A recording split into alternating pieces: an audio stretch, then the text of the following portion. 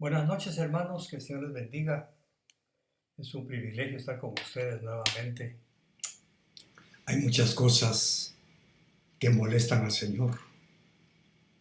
Hay palabras, expresiones, conductas que no le agradan en absoluto. Y muchas veces nosotros, por ignorancia, por no conocer las Escrituras, que son nuestro espejo, para vernos a través de ellas, cometemos errores que lastiman el corazón de Dios.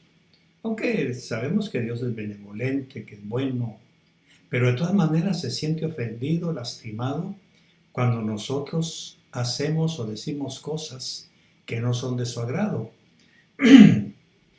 Y la mayoría de las veces nosotros estamos exactamente igual como el pueblo de Israel en el desierto, que cometió muchos errores y lógicamente la vida enseña a través de los errores. Por eso quizá quedaron escritos en la palabra, en la Biblia, quedaron escritos esos detallitos que nosotros a veces no vemos, porque estamos cegados, porque estamos parados en nuestra propia prudencia, o sencillamente porque no les prestamos atención. He aprendido a través de estos últimos tiempos a leer la Biblia con ojos más críticos, pero no para criticarla, sino para criticarme a mí mismo, para tratar de verme reflejado en esos hierros y en esos errores e incluso en esos pecados que cometieron las gentes que quedaron, cuyas historias quedaron escritas en la palabra. Y en esta plática que quiero tener con ustedes, quiero desafiarlos para que a través de un examen pragmático interno de sus propias conductas, ustedes como yo podamos aprender, podamos ver realmente cómo tratamos las cosas de Dios, cómo tratamos lo santo con diferencia a lo profano, que así es como se llama este mensaje. Más que un mensaje, es un desafío, es una lección de vida para que nosotros aprendamos a discernir, como dice Pablo, que tengamos la sabiduría para discernir, la madurez para discernir qué es lo santo y qué es lo profano con respecto a nuestro entorno, a nuestros deleites, a nuestras cosas que nos gustan. Porque es un hecho que no todo lo que nos gusta es santo. Hay cosas profanas, hay cosas que vulneran la santidad y luego no nos damos cuenta que caemos en un bache espiritual y Dios tiene que tomar acción. Bendito el Señor que en estos tiempos ya no abre la tierra ni manda plagas como los del Antiguo Testamento. Sin embargo, sigue mandando disciplina, porque seguimos siendo hijos de Dios y Dios no cambia, Él es el mismo de ayer, de hoy y de siempre. Así que si Él disciplinó a los antiguos, como dice algunas veces, como dice Santiago o Judas, si Él no perdonó a los ángeles antiguos que perdieron su dignidad, que se despojaron de su linaje, ¿cómo no nos va a perdonar? ¿Cómo nos va a perdonar a nosotros también nuestras faltas? Y es ahí en donde yo quiero poner el dedo en la llaga, porque esta sociedad en la que estamos viviendo actualmente es una sociedad de consumo. Y al hablar de consumo no estoy hablando de consumismo de productos y de artículos que a veces no necesitamos, televisores, más pantallas más grandes, ropa más abundante, zapatos, etc. No estoy hablando de eso. Hoy estamos viviendo una etapa en la que la palabra consumo se ha extendido a muchas cosas. Por ejemplo, un drogadicto se dice que es alguien que consume. ¿Que consume qué? En drogas. Puede ser marihuana, cocaína, heroína, cualquier cosa. Entonces, dentro de ese contexto, también hay personas que consumen malas palabras. En la televisión he visto un anuncio de una cadena mundial de noticias y dice, hoy más que nunca la gente consume nuestras noticias. ¿Qué está hablando de eso? Que hoy más que nunca la gente, incluyéndonos a nosotros, consumimos las noticias que nos presentan ellos en sus diversos programas. Entonces la palabra consumo hoy ya se ha abierto como un abanico. Así que usted puede consumir no solamente drogas, licor, también consume pornografía, también puede consumir malas conductas, puede consumir malas costumbres. Está consumiendo, quiere decir, está absorbiendo. Y eso fue lo que pasó con este grupo de personas, con este pueblo que vamos a estudiar en esta oportunidad. Mezclar lo santo con lo profano es ofensivo para Dios. Y vamos a ver las medidas que Él tomó al respecto. Cuando este pueblo dijo algo equivocado con respecto a la conducta de la gente. Vamos a examinarlo un poquito con lupa para que usted pueda verlo expresado no solamente en su propia vida, sino en la de sus hijos, en las personas que lo rodean y en la sociedad en la que estamos viviendo. Dice en Números 16, verso 1 en adelante, y se reveló Coré, hijo de Izar, hijo de Coat, hijo de Leví. O sea, está dando la genealogía, eran levitas, eran sacerdotes. Este Coré era de la familia sacerdotal que ha venido caminando con Moisés en el desierto. Pero un día le picó el gusanito por la gloria, le picó el gusanito por la fama, por el prestigio que daba otro puesto más alto como el de Moisés. Y aquí viene entonces, y se rebeló Coré, hijo de Izar, hijo de Coat, hijo de Leví, con dos amigos, Datán y Abiram, hijos de Eliab, y On, otro amigo, hijo de Pelet, hijos de Rubén. Dese cuenta que se rodeó de amigos de élite, amigos que pudieron haber sido humildes y decirle, ¿sabes qué, Coré? Yo no te voy a apoyar en esto que estás tratando de hacer. Indudablemente Coré era un líder en medio del pueblo, no de la congregación, porque el líder ya sabemos que era Moisés. Pero Coré era de la familia sacerdotal y definitivamente tenía cierta influencia dentro del pueblo. Y él vino y contagió a estos otros amigos, compañeros de él, de diferentes tribus, pero que también eran sacerdotes, a una rebelión. Y dice la palabra, sigue diciendo, y se alzaron contra Moisés, junto con algunos de los hijos de Israel, 250 jefes de la congregación, escogidos en la asamblea, hombres de renombre. Aquí la palabra nos está dando el perfil de estas personas que buscaron un puesto que Dios no les había dado. No se conformaron con ser de la línea sacerdotal, de ser los privilegiados, de ser hombres que vivían de una manera exuberante, porque si alguien vivía, y de ahí aprendemos cómo deben vivir los sacerdotes actualmente, los sacerdotes del pueblo, los sacerdotes del hogar. Ellos vivían, tenían un estándar de vida excelente, no les faltaba nada, porque recordemos que ellos comían lo mejor de los sacrificios. El lomo, un pedazo de carne especial cuando los israelitas llevaban sus sacrificios, el lomo era para ellos. Así que cada vez que habían sacrificios en el templo, imagínense a Coré con esta gente, llegaban a sus casas con unos grandes trozos de carne de primera clase. Pero no contentos con eso, también tenían honores, tenían privilegios, eran los únicos que podían ofrecer sacrificios en el altar de Dios. Eran los representantes entre Dios y el pueblo y viceversa. Ellos representaban al pueblo delante de Dios.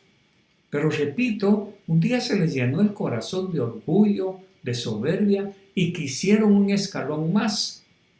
Y entonces van con Moisés y a Aarón. Aarón, que era el jefe de todos los sacerdotes, y Moisés, que es el hombre que dirige a todo el pueblo, y le dice, ¿cómo es que solo por medio de ustedes Dios puede hablar? Por nosotros también. Y la historia está ahí muy interesante. Hay un diálogo entre Moisés y Dios, y le dice Moisés, Señor, ¿qué puedo hacer con esta gente? Y Dios dice, tranquilo, yo lo voy a arreglar. Así que diles que mañana traigan sus incensarios y que se junten todos por tribus, que se pongan al frente de sus tiendas. Aarón también va a traer su incensario y tú vas a estar viendo lo que yo voy a hacer. Así que ahora tenemos, cuando ellos empezaron al día siguiente que llevaron sus incensarios para ver cuál de ellos subía el humo agradable para Dios, porque esa era la cosa. El incensario no era solamente como nosotros lo conocemos a través de la iglesia tradicional, de que rodean así, no, el incensario tiene una función específica, que hoy por hoy es una figura del incensario ser mi corazón, y que al quemar incienso suba con olor fragante mi oración, mi petición. Entonces el incensario de esta gente, de Coré, Abiram y todos los demás, con esos 250 del pueblo que se les pegaron, que también querían, como se dice hoy en la política, querían su pedazo de hueso con ellos. Entonces, lógicamente, cada uno está con su incensario.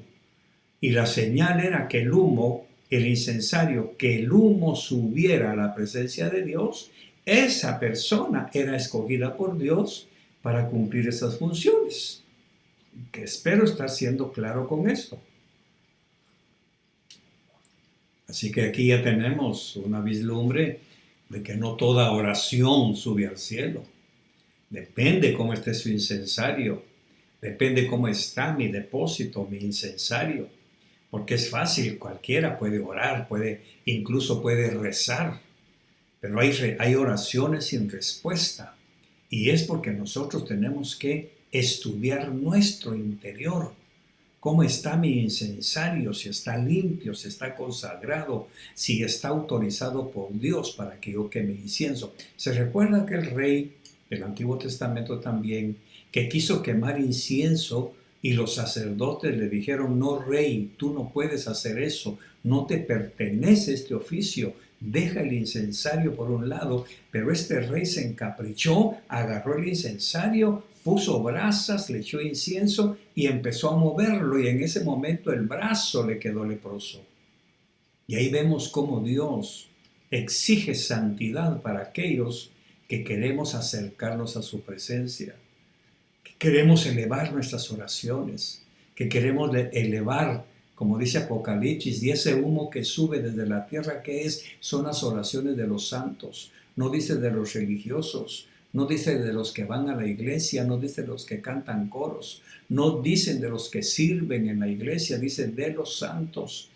Así que en este momento de la historia, Coré y todo su séquito al día siguiente se presentan con sus incensarios en mano. Ellos están seguros que cuando los muevan ante la presencia del Señor, el humo de ellos iba a subir y el de Aarón no. Ahí está la cosa. Ellos esperaban que Dios confirmara su llamado. Entonces aquí tenemos otra lección. Muchas veces nosotros nos metemos a un llamado que Dios no nos ha hecho. Coré y su séquito no fueron llamados, pero ellos estaban seguros que sí. Y entonces, ¿qué sucedió? Aquí viene el epílogo de este episodio, porque la historia no ha terminado, apenas empieza. Entonces, en el verso 31 dice la Escritura, y aconteció que cuando terminó de hablar todas estas palabras, el Señor con Moisés, la tierra debajo de ellos se partió, y la tierra abrió su boca y se los tragó a ellos y a sus casas y a todos los hombres de Coré con todos sus bienes. Entonces aquí está el castigo de Dios. Y este es un milagro que ha impactado por generaciones. Pero ahora, bendito Dios, con la ayuda del Espíritu Santo, le estamos sacando una perla de enseñanza para nosotros. Y como estamos viendo, debemos de tener mucho cuidado de no querer ocupar puestos que no nos pertenecen. Si usted no ha sido llamado como profeta de Dios, no profetice. Si usted no ha sido llamado para ser maestro de la palabra, no la enseñe. Si usted no ha sido llamado para ocupar un ministerio dentro de los 5 ministerios que Dios ha dado a la iglesia, no se meta. Mejor ocupe el lugar que Dios le ha dado a usted. Cada uno. Pablo, hablando en Corintios y en Efesios, habla de los regalos del Espíritu Santo. Y a unos les dio interpretación, a otros revelación, a otros les dio profecía, a otros esto por el mismo Espíritu. Entonces el Espíritu es el que regala los dones, los nueve frutos del Espíritu en algunas personas. Entonces, si a usted lo llamaron para ser un servidor que atienda mesas, ocúpese de eso. No pretenda ocupar un lugar que no le corresponde. Yo tengo que tener mucho cuidado, no querer ocupar lugares espiritualmente hablando en donde Dios no me ha querido usar. Así que puedo pedirle un privilegio, pero no nombrarme, no autonombrarme con títulos y con cosas que el Señor no ha autorizado para mi vida. Así que Coré y su séquito lógicamente sufrieron las consecuencias. Y ahora veamos qué sucedió en el campamento. Cuando el Señor le dijo a Moisés, dile a Coré y a todo su séquito con sus 250 hombres que se le pegaron, que se pongan frente a sus tiendas con sus incensarios en mano, según ellos dijeron, ahorita va a confirmar el Señor que nosotros también tenemos derecho a tener lo que Moisés y Aarón tienen. ¿Y qué sucedió? La tierra tembló y se los tragó vivos. Y se acabó. Si la tierra se vuelve a juntar, y dice la Biblia, usted puede leer el episodio, que todo el pueblo de Israel se asustaron, salieron corriendo cada quien a sus tiendas, y cayó un temor, un pavor sobre todo el campamento. Algunos empezaron a llorar, otros empezaron a gemir, otros empezaron a pedir perdón por el susto. Usted sabe que los sustos hacen que la gente se vuelva a Dios. Así que esta gente no era la excepción. Entonces ahora en sus tiendas ellos están escondidos con el temor porque todavía la nube de polvo no se ha sentado y lógicamente estupefactos. Están viendo que sus tiendas, su familia, sus hogares, todo quedó sepultado vivos bajo la tierra. ¿Se imagina usted el impacto que pudo haber recibido esta gente? ¿Se imagina usted el shock psicológico, mental, espiritual que esta gente tuvo que haber vivido? Pero fíjese que no fue así. No fue así, porque resulta que al día siguiente, o sea, si me permite pensar un poquito, hacer una metalectura de esto, quiere decir que en la noche parte del pueblo se reunió a analizar lo que había pasado, a pensar qué fue lo que sucedió a ustedes. ¿Se dieron cuenta lo que le pasó a Coré y a toda su gente? ¿Se dieron cuenta cuál fue la causa? Entonces, en la noche posiblemente, y lo digo por lo que sigue ahorita, que lo vamos a leer, solo déjenme un segundo. En la noche esta gente está analizando, se reúnen en alguna de las casas, en alguna de las tiendas. Alguien tomó el liderazgo que había dejado Coré, se levanta como un adalid, como un defensor de los que murieron y empiezan a analizar y empiezan las diferentes opiniones.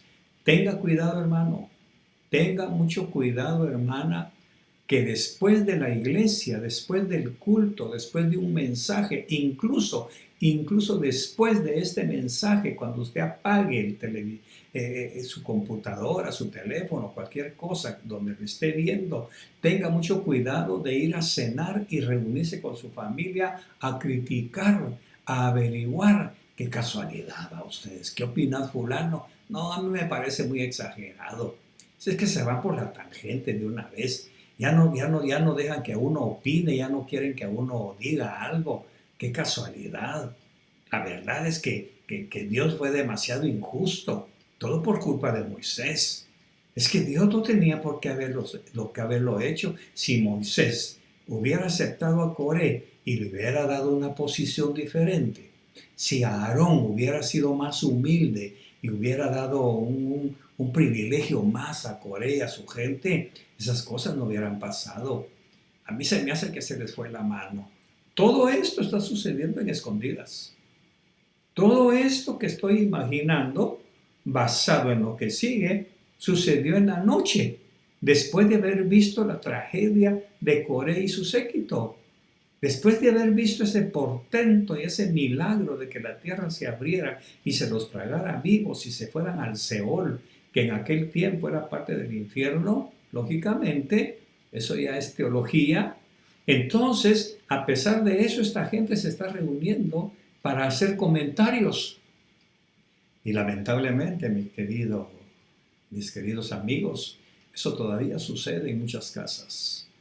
Todavía sucede en algunos campamentos en donde después del mensaje que quizá estuvo demasiado duro, demasiado correctivo, demasiado con bisturí, se van a sus casas, se van en el carro comentando, pues sí se le fue la mano.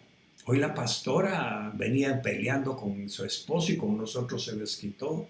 ¿Te diste cuenta lo que dijo? Analicemos bien ustedes. Realmente nos está cayendo palo hasta por debajo de la lengua. Qué ingratos realmente. Dios no es tan ingrato, Dios no es tan malo. Algo provocó para que la tierra se abriera. A mí se me hace que Moisés y Aarón se pusieron de acuerdo. Se me hace que algo hicieron para que Dios hiciera eso.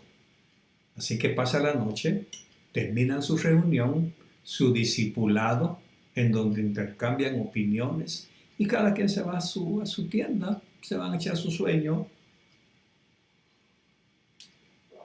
Y entonces aquí viene la explicación del por qué les estoy hablando de esto. En el capítulo 16, ahí mismo en Números, la historia continúa. Aparentemente lo que pasó ayer con Coré y su séquito debió haber terminado y zanjado toda la situación.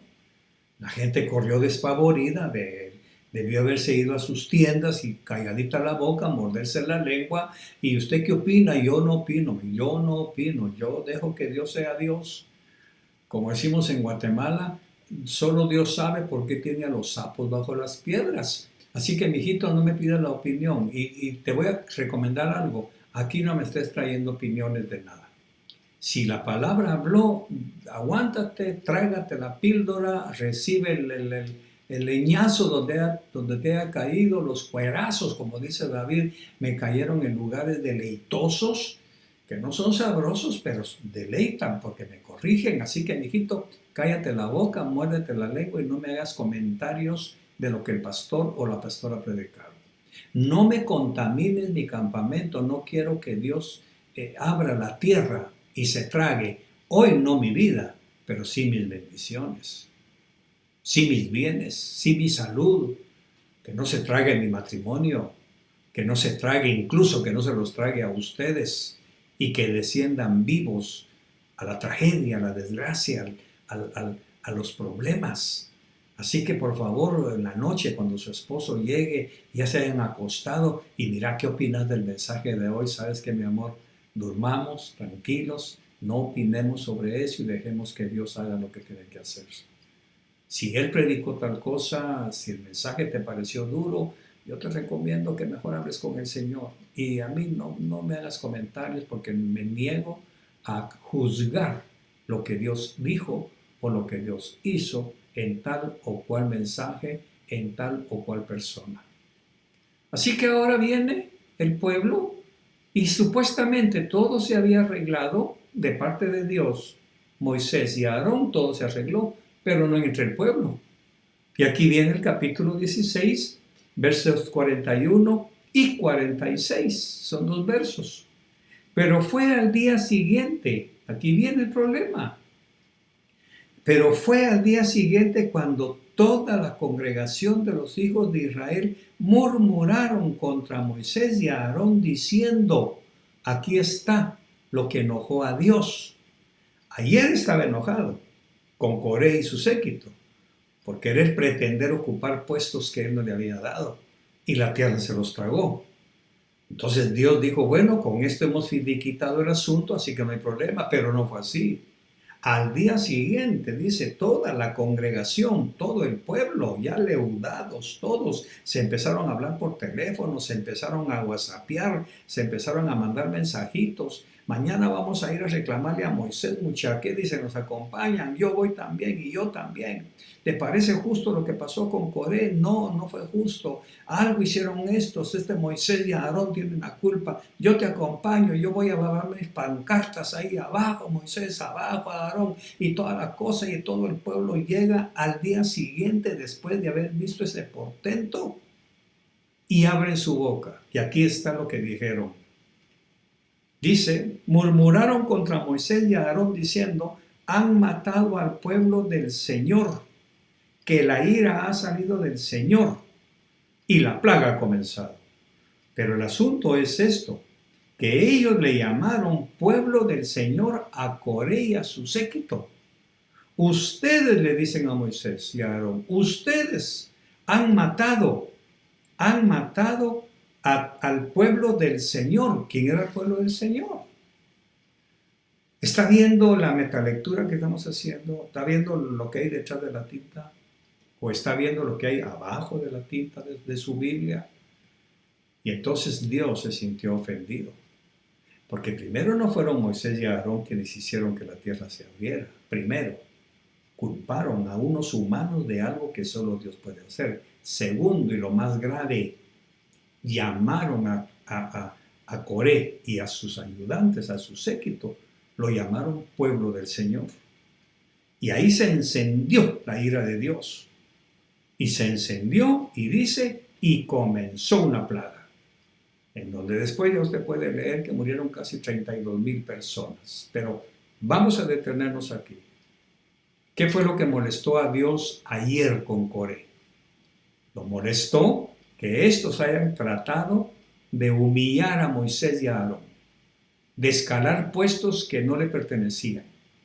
Hasta ahí Dios actúa, abrió la tierra, se los tragó, los hizo desaparecer, que ya no hayan más de esta clase de gente, y hasta ahí se terminó el asunto. Pero ahora viene una pregunta. ¿Cuál fue el pecado más grave? ¿El de Coré y su séquito o el del pueblo? El de Coré y su séquito fue grave, porque ofendieron a Moisés y a Aarón. Los quisieron desplazar, criticaron sus ministerios. Pero al día siguiente el pueblo criticó a Dios y achacó a Moisés y a Aarón algo que solo Dios puede hacer. Ellos llamaron santos a aquellos hombres de ayer. Y ante los ojos de Dios, ellos habían perdido toda santidad. Ahí está la respuesta. ¿Por qué no hubo plaga ayer con Coré? ¿Por qué no hubo plaga? Porque ahora sí. Por eso dice, y la plaga ha comenzado. ¿Qué provocó la ira de Dios? Como la Biblia se expresa, ella misma, no tengo que buscar subterfugios para buscar respuestas esotéricas, sino que ahí mismo está la respuesta. La respuesta es que la ira se encendió, la ira de Dios, cuando ellos llamaron pueblo de Dios a Coré. Y aquí viene el asunto. A Dios le molesta terriblemente cuando nosotros, los cristianos, decimos que ciertas cosas son de Dios, que ciertas cosas Dios las permite para nuestro bien, que son negativas. Por ejemplo, y lo voy a hablar de esta manera, hay quienes justifican el adulterio diciendo que es amor. Es que dice el pastor que yo la amo. Y entonces viene el pastor, lógicamente que quiere quedar bien con estas personas, analiza. ¿Y usted la ama, hermano? Sí. ¿Y a su esposa? Pues a ella también la quiero porque es la mamá de mis hijos, pero a esta mujer yo la amo, pastor. Bueno, entonces sabe que como el amor, dice la Biblia que el amor es de Dios, ahí está el problema, ahí está el pecado. Como el amor es de Dios, entonces ámela. O sea, esto es de Dios, hermano, porque el amor es de Dios, no es del diablo. Y como lo que yo siento es amor, entonces lógicamente Dios está de acuerdo en que yo tenga 2 mujeres. ¿Qué le parece? ¿No cree usted que son subterfugios baratos los que manipulando la escritura como esta gente nos metemos en conflictos y en problemas llamando santo a lo que es profano? ¿Y qué decir de la música? ¿Qué decir de las vestimentas? ¿Qué decir de los cortes de pelo? ¿Qué decir de los tatuajes? ¿Por qué hoy por hoy tantos pastores y miembros de iglesias se están tatuando? Porque Dios ama el espíritu, el cuerpo es mío. Sin embargo, la Biblia dice que todo tu ser, mente, cuerpo y espíritu se presenten impecables ante Dios. Así que, hermanos, lo que encendió la ira de Dios es cuando nosotros decimos que algo es de Él, cuando no tiene nada que ver con Dios. Coré y su séquito no eran pueblo de Dios. Dejaron de ser pueblo de Dios cuando ellos se desviaron, cuando ellos se movieron de su llamamiento. Dejaron de ser pueblo de Dios cuando ellos anhelaron por orgullo y soberbia posiciones que no les correspondía tener. Entonces muchas veces nosotros escuchamos una música que como es romántica, que porque me hace llorar, como decía alguien en la iglesia hace un tiempo, mire pastor, ¿por qué no cantan aquella canción que me hace llorar? Es que la alabanza no es para que usted llore, mi querida. La alabanza no es para que usted se recuerde de aquel novio que tuvo allá en la primaria. La alabanza no es para que usted derrame lágrimas. La alabanza es para Dios, para que Él se sienta satisfecho y contento con nuestra alabanza. Pero ve hasta dónde llegamos nosotros en ignorancia. Entonces esta persona me decía, mire pastor, ¿por qué no han cantado aquella canción? Para empezar, cantamos canciones. Entonces hoy la canción se está convirtiendo en coro. Hoy la música profana se está queriendo convertir en algo santo. Y entonces estamos viendo que en muchas congregaciones en donde se alaba con equipos de sonido de última generación, con bombos y platillos, luces y hasta con humo. Por eso es que ahora vemos que los miembros de alabanza llegan con pelo largo, con jeans, con tenis, sin calcetines, se visten como que fueran los del mundo y a eso se le llama pueblo de Dios. Y a eso se le llama grupo de alabanza. Cuando estamos mezclando lo santo, que es el altar, con lo profano que traemos del mundo. ¿Qué está haciendo esa botella de licor en su closet, en su cocina? Es que es para cocinar, sí, pero es profano. Ahí está el espíritu de Baco, el espíritu de la borrachera que afectó tantas veces a su propia familia, a su esposo o a usted mismo, mi querido hermano. No llamemos santo a lo profano. No tratemos de jugar con estas cosas, porque eso fue lo que encendió la ira de Dios. Así que en el momento en que ellos le dijeron a Moisés, ustedes han matado, ayer mataron al pueblo del Señor, en ese momento la ira de Dios se encendió y ¡fua! Soltó la plaga. Y el ángel de la muerte empezó a matar personas, todos corrieron asustados. Moisés le dice a Aarón, corre rapidito al tabernáculo y trae el incensario y muévelo delante del ángel. Y en lo que Aarón corre, Moisés se tira al suelo, levanta sus brazos, empieza a clamar misericordia. Aarón viene del templo, se pone a la par de su hermano, el líder, y empieza a levantar su incensario, a hacer oblación para Dios. Y cuando el humo sube, viene la voz de Dios y dice, basta, ya no mates más. Ya no mates más. Y no hay ninguna explicación aparente, porque la explicación aquí está. Dios se enoja cuando algo que no es suyo es llamado por su nombre. Y eso es exactamente lo que sucedió en la historia de Números. Cuando los israelitas llamaron a aquellos que se rebelaron contra Moisés. Y lógicamente, al hacerlo contra Moisés, lo hicieron contra Dios.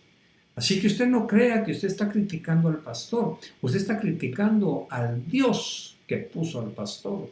Usted no está criticando ni murmurando contra la pastora. Usted está criticando y murmurando al Dios que puso a la pastora, al líder, al diácono. Esto es tremendamente delicado, murmurar y criticar a los miembros que están en un liderazgo. Y no lo digo para que tengan miedo, no. Porque yo mismo tengo que tener muchísimo cuidado como pastor de no criticar a alguien que está en eminencia en la iglesia o a otro pastor. Por eso tengo que morderme la lengua con las cosas que veo y evitar en lo posible caer en esa murmuración, porque si Dios lo puso, Dios lo puede quitar, pero no yo. Esta gente quiso quitarle a Moisés y a Aarón el privilegio de ser los líderes, los cabecillas, los que dirigieran al pueblo, y se los tragó a la tierra. Y al día siguiente el pueblo va y los acusa. Ustedes mataron al pueblo del Señor. Y Dios les está diciendo, no le llamen pueblo mío al que no es mi pueblo. Así que me va a disculpar, pero si usted está haciendo migas, amistades, con personas que usted dice, es que fíjese hermano, que oran en su iglesia, oran. Sí, va a la iglesia tradicional, van a misa y van aquí, van allá, pero yo creo que Dios los oye. Disculpe, no llame santo a lo que es profano. No trate de mezclar con sus emociones, sus sentimientos, que son imperfectos como los míos, algo que no es santo y que usted diga que es de Dios. Así que esta gente, al rebelarse contra Moisés, se rebelaron contra Dios. Pueblo de Dios no es mi pueblo. Dios está diciendo con esta plaga, ellos no son mi pueblo. Mi pueblo no actúa como lo hizo Coré. Mi pueblo no hace lo que hizo Coré con sus 250 hombres. Mi pueblo no aspira a nada que yo no le haya dado. No sean mentirosos. No achaquen a esa gente que es un pueblo mío, porque mi pueblo no actúa de esa manera. Entonces termino haciendo la famosa pregunta de cada mensaje. ¿Es usted pueblo de Dios? ¿Está actuando como actúa el pueblo de Dios? ¿Está usted obedeciendo los mandamientos de Dios? ¿O está tratando de ganar favor a base de chantajes, a base de diezmos, de ofrendas, de querer quedar bien con sus líderes para que le den un huesito dentro de la congregación? ¿Está usted murmurando, criticando lo que se predica desde nuestros púlpitos? ¿Está usted atentando contra su propia vida al criticar y murmurar en su casa, en sus tiendas, en la cena, en el almuerzo, cuando se junta con otros hermanos que murmuran y critican la palabra que Dios da? ¿Está usted participando de eso? Se lo digo claro conforme la palabra. Usted no es pueblo de Dios.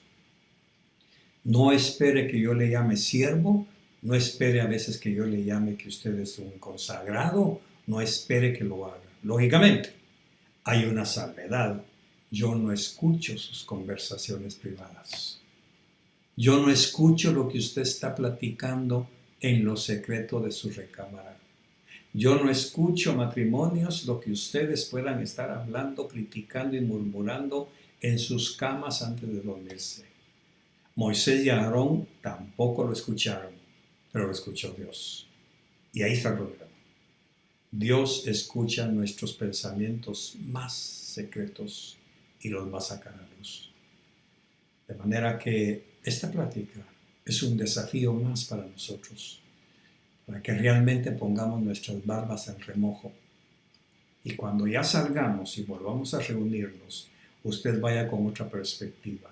No le gustó el mensaje porque fue muy duro, fue demasiado raspador, el bisturí estaba muy afilado, se le cortaron sus conceptos y estructuras. Muérdase la lengua, váyase usted solito a su casa y ni a su esposa le haga comentarios para no matarle su fe y arrastrarla como hizo Coré, para que también a ella se la traguen los problemas, se la traguen los conflictos, se los trague la situación financiera, se los trague el fracaso. Que la tierra se abra. Hoy no es la tierra físicamente, es un cadalso, es un infierno de pobreza, de escasez, de miseria. Todo porque en algún momento murmuramos contra los líderes y murmuramos contra los siervos de Dios. Al día siguiente, haber llamado a ese pueblo de Dios, eso desató la plaga. Así que la plaga es un anuncio de que algo está mal, de que algo estamos llamándole santo a lo profano y lo estamos mezclando con las cosas santas de nuestra vida, de la iglesia y de nuestra congregación. Un buen aviso, mis hermanos, para que empecemos a caminar en un sendero de realmente ser celosos de nuestra conducta, privada y pública. Que el Señor les bendiga, feliz noche, y oro para que este desafío penetre sus corazones. Así que a callarse, a morderse la lengua y a no esperar opiniones ajenas, ni la suya. Así que adiós, nos seguimos viendo, los amamos y que el Señor los guarde y los proteja. Hasta luego.